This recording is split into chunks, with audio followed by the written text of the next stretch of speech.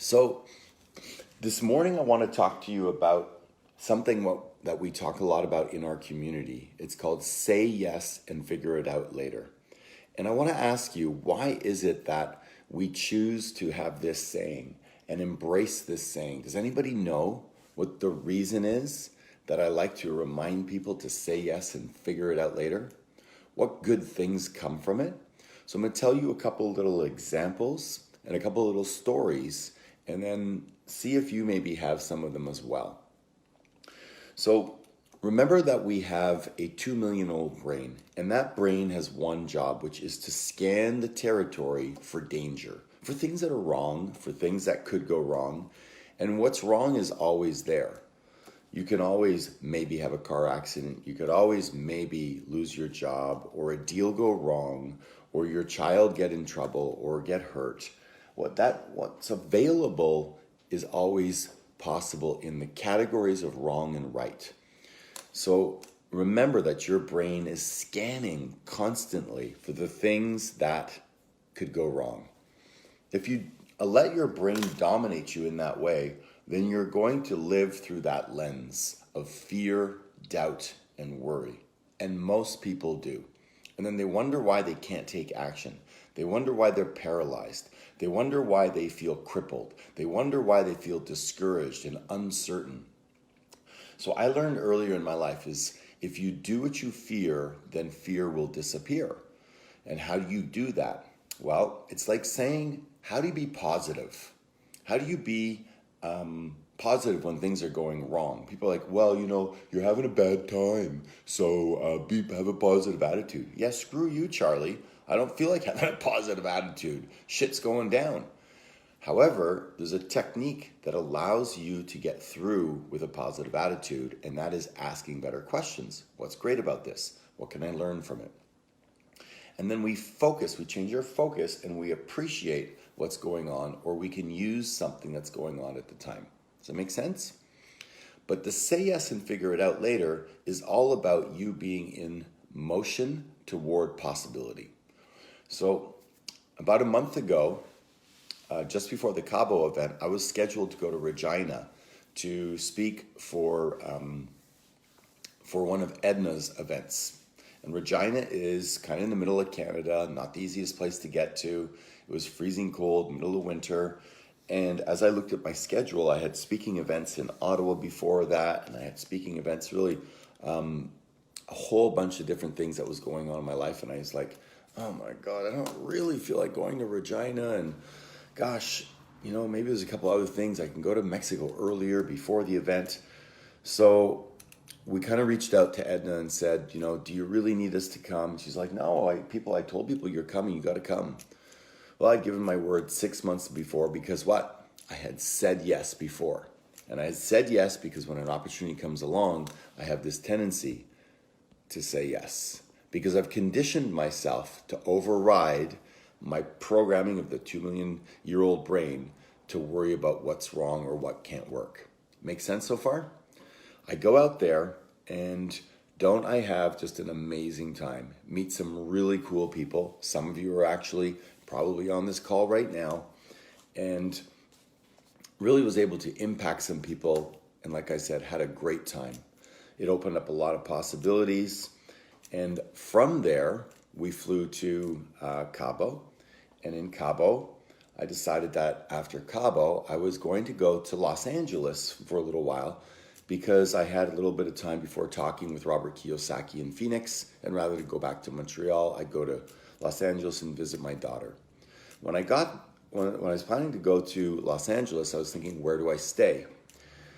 I could stay in a hotel, but I also thought, why don't I want to expand my sphere, and I want to stay with some of my GoBundance brothers.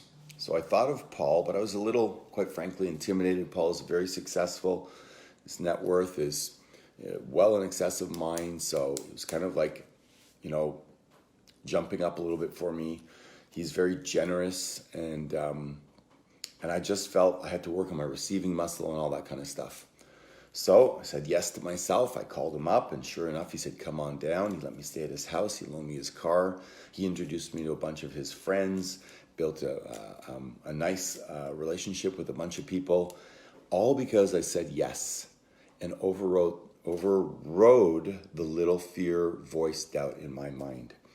I was intimidated by him, but I still decided to say yes. While I was here, I decided that I loved it so much that I wanted to move here. So I said, I'm going to move here. I made a declaration.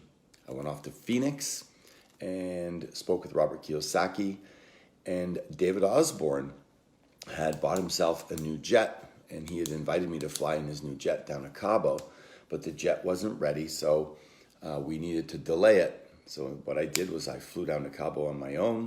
He flew down a few days later, and while I was down there, he introduced me to a bunch of his friends.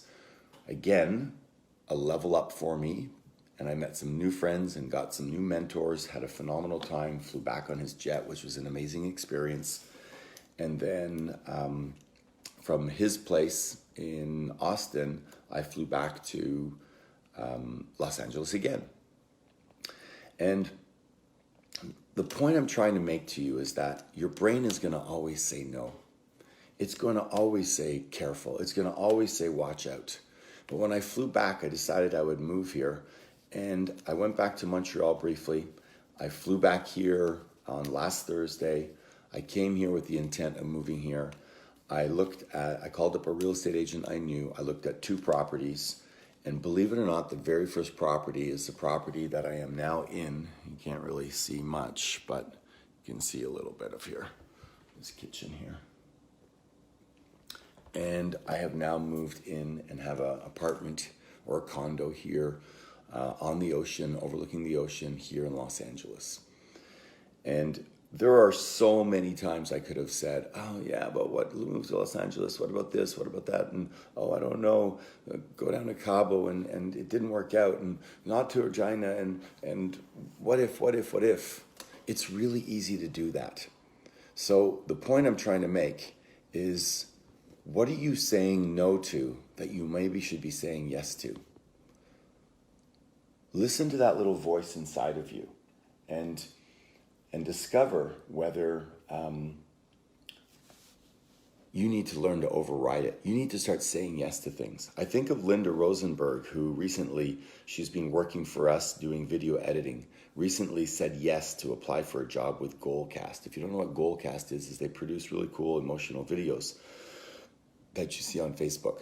Well, it just so happened to be that I produced a Goalcast video in February that went viral.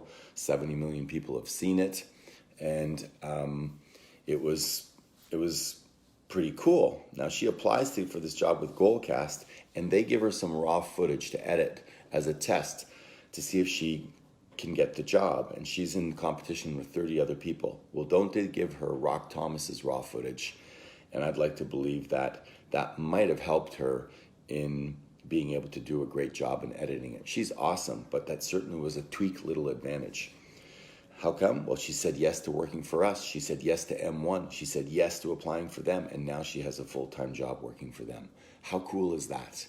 You see, it's those little yeses that you say. Yes to your miracle morning. Yes to getting up and doing your routines. Yes to journaling at night. Yes to being part of an investment, a conversation that you normally don't know anything about. Yes to showing up in your pod. Start saying yes to the little things. Build the muscle and momentum so that in your life, as you're going forward, you'll start to notice that you have momentum on your side. Now, for whatever reason, I am not seeing very well any of the questions or comments on my phone. So I'm going to go over to my computer and see if I see anything here, okay? So let me summarize by saying this. The say yes and figure it out later is something that is going to allow you to get into a conversation that you normally don't get into. For those of you that don't know, I was a real estate agent working at a RE/MAX office when my boss walked into my office and he says, Rock, I want to sell you the company. Do you want to buy it?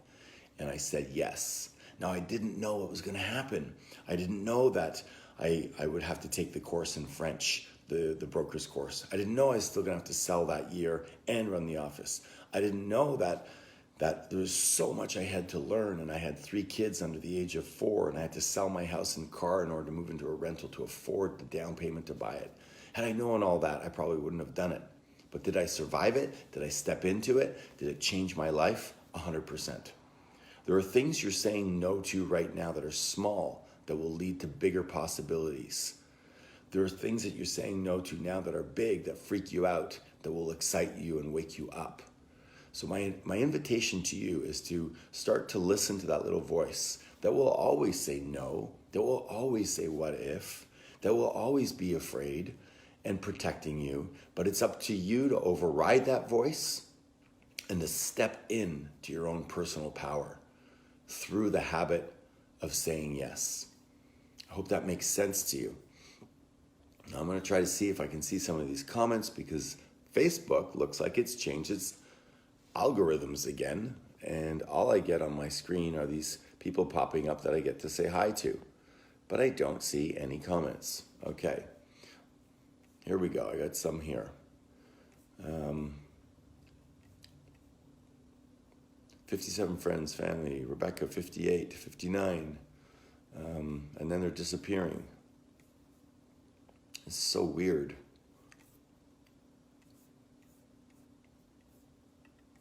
Let me try this. Amazing. Love the beach life. A whole new environment. Hey, Chrissy. Amazing message. Love this. I'm going to have a sip of my tea here. So now I can really feel for those people that are on the West Coast. It's 5 o'clock in the morning here. That have a little bit of a challenge getting up for the Rise with Rock. Certainly, it feels early. My voice probably sounds early. And so if you have any questions or comments, please post them in here so I can try to see them and answer them. The Rise with Rock is meant to be an opportunity for you to ask any questions you have throughout the week that are stumping you or holding you back, and to tap in the resources of the tribe or myself in a fluid fashion. And then that way you can unstick yourself, because we get stuck, don't we? We do get stuck. Unstick yourself throughout the week and give yourself a little rise, a little bump, a little push up. So, sexy husky voice, ruggedly handsome. Thank you. How do we balance saying yes and not extending our focus? Your one thing, main goals. Perfect question, Ryan. And I want to know what's great about me losing the comments here. How do we make sure that you don't say yes to too much? Okay, so those are good questions, and I have the answer for that. The way that you do that is through being aware of what it is that you want. So my friend Maddie Aitchison says it's better to say a firm no than a dirty yes. When you are focused and you're doing your one sheet and you're focusing on what you want, it's easy to say yes. If I say to you, would you like a cigarette? And you're a non-smoker, you don't go, what brand? Because you go, no, thank you, I'm a non-smoker. It's clear to you. It's when you're not clear on what you want, when you're not spending time visualizing on the things that are true and valuable to you, then it's easy to go, oh God, should I, shouldn't I? Now, fair enough. You may go, I want to do Airbnb, I want to do cryptocurrency, I want to do this, I want to do that. I get that. But you need to be committed, and you need to be having that conversation with people in your tribe, in your pod, and saying, hey, here are the 3 things I have. I'm thinking of doing all 3, and then get some feedback from it.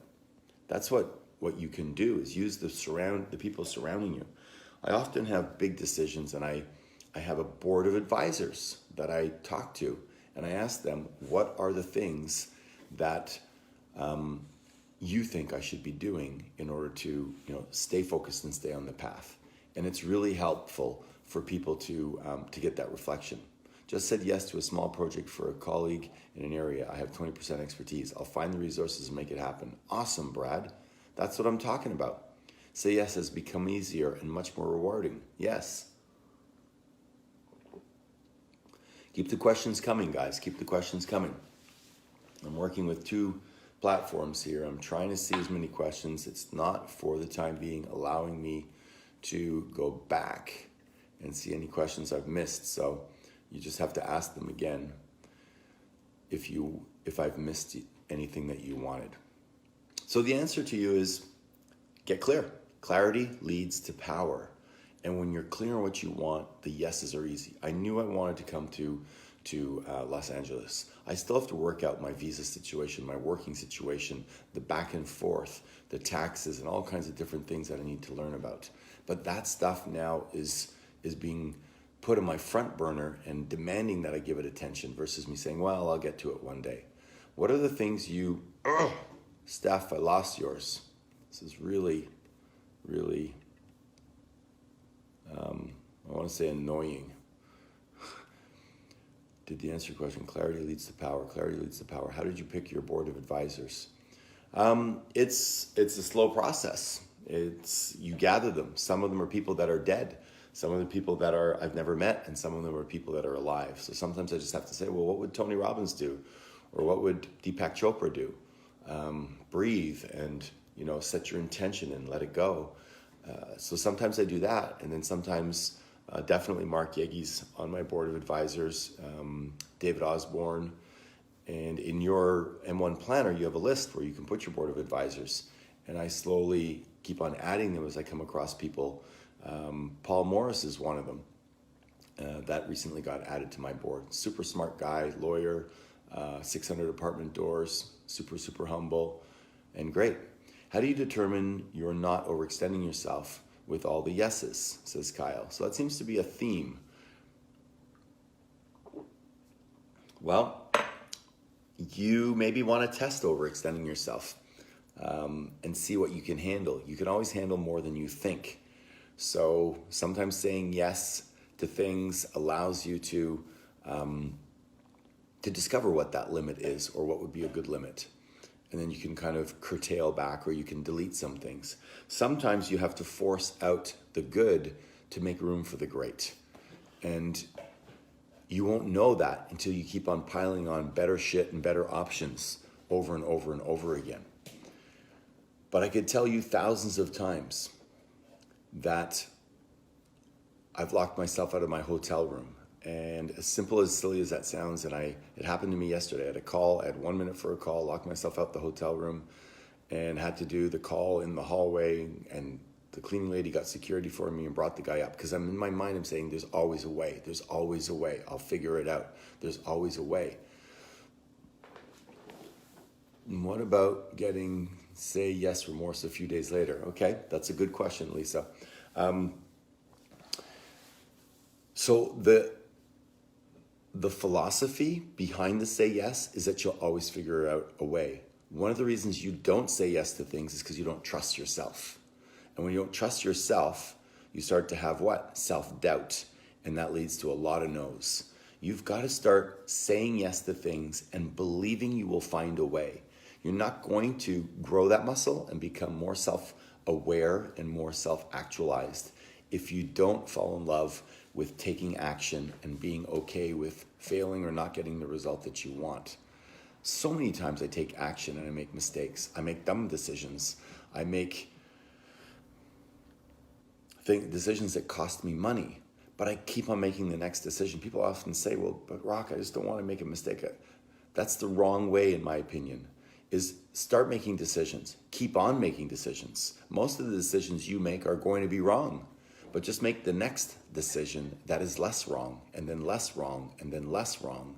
And eventually, you start getting better at making right decisions. You kick in momentum, and you start moving forward. Buying another real estate team, how do you stop becoming confident? I'll figure out a way. How to stop that and become confident? I know I'll figure it away. Again, I apologize. Yeah, successful, nice, Nick. Successful people make fast decisions. And how do I figure out if risk-free way forward? Reality, no such thing. There's no risk-free way. There's risk, and that's the beauty. When I said yes to buying the real estate company, there was freaking risk, and I was stressed out, but I was never been more alive in my life during those periods of time. I woke up out of bed, I bounced out of bed. Little things that used to bother me, didn't have a room, I didn't get sick because the demands on me were so, the consequences of me failing were so strong that the best part of me showed up. That's the problem with a lot of people, maybe not this group here, but a lot of people, what they do is they have so many little things. Do I do the laundry or should I watch this show? I don't know what to eat. And Mark Zuckerberg and Steve Jobs remove some of these obstacles. I think that Obama wore blue and gray suits only because he goes, I don't want to burn fuel making decisions on things that don't really matter. So you want to start making quick decisions on the little things. It doesn't really matter whether you eat the apple, the orange kind of thing. It's just keep moving. Make your lunches in advance. Start to be efficient. You burn fuel. Making decisions burns fuel. Successful people get most of the information, make an informed decision, and move forward. Struggling people go, oh, I don't have all the information. I'll think about it. And while they're thinking about it and mulling it over, they're burning more and more fuel, and they're not being efficient. So how do you get over yes remorse? Well, it's happened to me, but I'm going to give you the overlying philosophy that I think works for all of this to protect you from the fear of making a mistake and to protect you from once you're in it, that you're overwhelmed, that you'll regret it. You want it? Drum roll, please. When you believe that you win or you learn, it allows you to make mistakes and feel good about it. I'm going to say that again. When you feel that you win or learn in the things that you do, then it allows you to make mistakes and feel good about it. I make mistakes all the time. I negotiated this apartment. The last person that rented this apartment was $7,900 a month. And this was not listed on the market. And I managed to get it for $6,500 a month.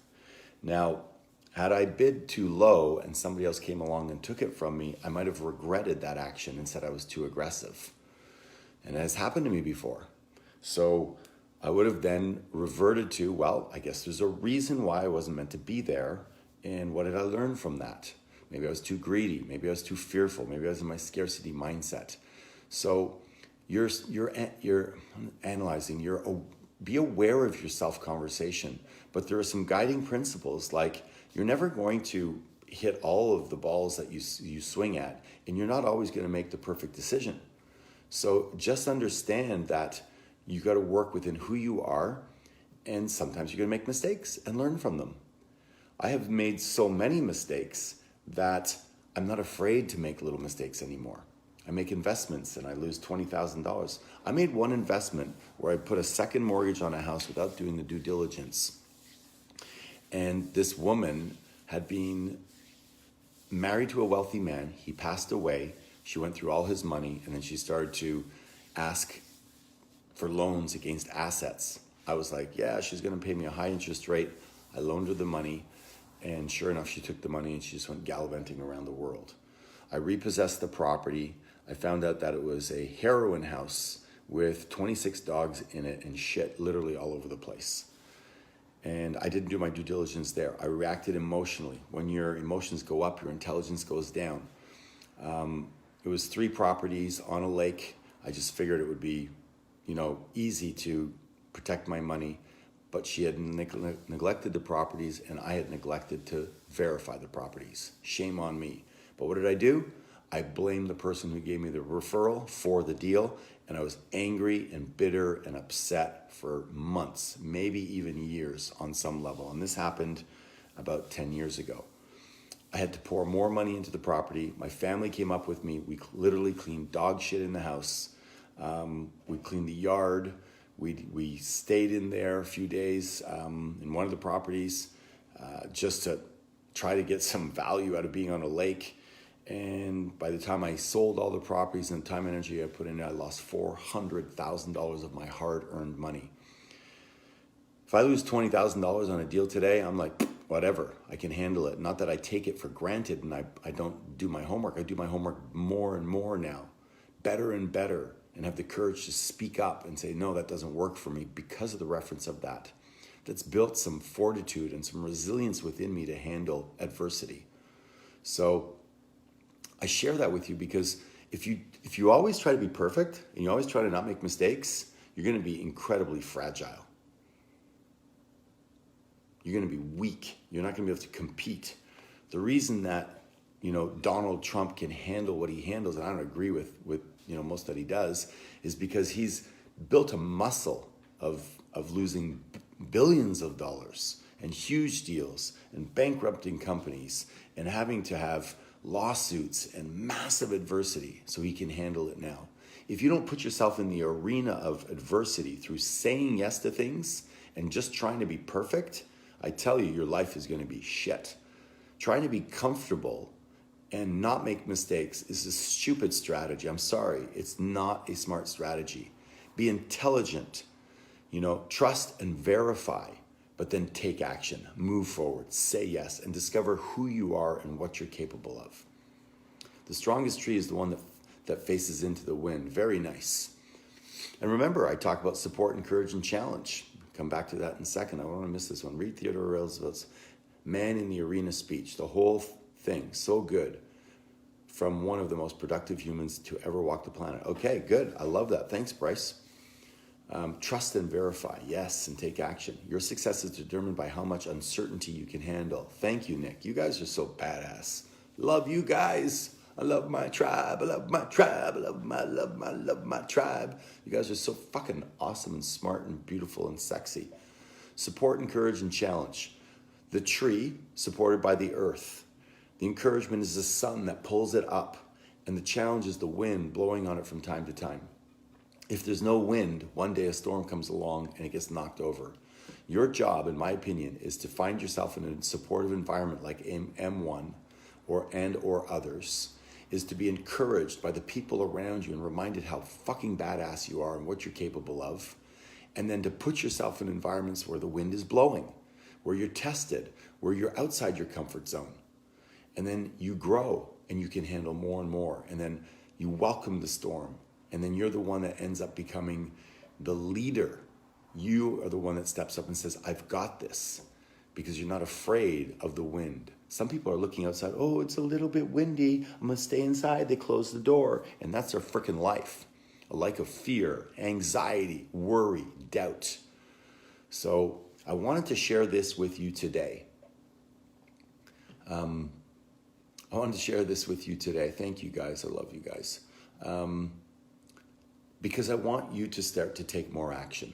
I don't care how much action you're taking, take more action. Start saying yes to things and understand the benefits of doing it. I'm now living on the ocean in Los Angeles, and I have no freaking idea what I'm going to do here. I'm gonna start connecting with people that I know here. I've already had some invitations to go to dinner and lunches. I'm going to work from here. I'm going to live my life from here for a period of time. And of course, I got my house still in Montreal. And I'm going to figure it out. I'm going to let the universe decide. And I know I'll meet some amazing people here that will lead to some amazing opportunities that will grow who I am. I already love the outdoor. I went running up the stairs yesterday, you saw. I'm already benefiting from it physically.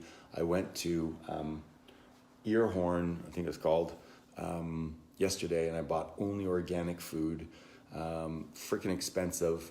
So I had to talk to myself there. I mean, it's like $330 to just fill in a quarter of the fridge. Stuff is triple the price, but allowing me to learn, to grow. What's that like to spend that kind of money? So all of these are growth opportunities, guys. I want you to fall in love with growing, to feel what it's like when you say yes and you figure it out later for the small things. Expand what your money blueprint is, your relationship with money, your relationship with people. Increase your people capital by hanging out and having the courage to spend time like I am with people that are further down the road than I am, so I can bring that light back to you. And just start to say yes to the little things. It'll be easier to say yes to the bigger things. And massive love to you guys. So thank you, Edward. LA is an amazing town. I love it. I love you guys. I'm here to serve you, to push you, to cajole you, to support you, to encourage you, to acknowledge you, and to challenge you to be the best version of yourself so you can live in a place of being fully alive. And every day you feel like this life is a life that's so worth living and so exciting and so vibrant, in spite of the fears, the doubts and worries and fall downs and mistakes And the yeses you regret, just get up and make the next yes, and get up and make the next yes, and get up and make the next yes, and watch your life unfold like a miracle that it is. And the last thing I'll say is remain as much as you can in a place of gratitude for your problems, your challenges, the people, the places, your heart, your eyes, your ears, your ability to smell, all of those beautiful things. We're very blessed to be able to work on ourselves in this community. Continue to push yourself forward to inspire others to do so. And I'll continue to see you on the inside of the M1. Grab life big. I love you guys.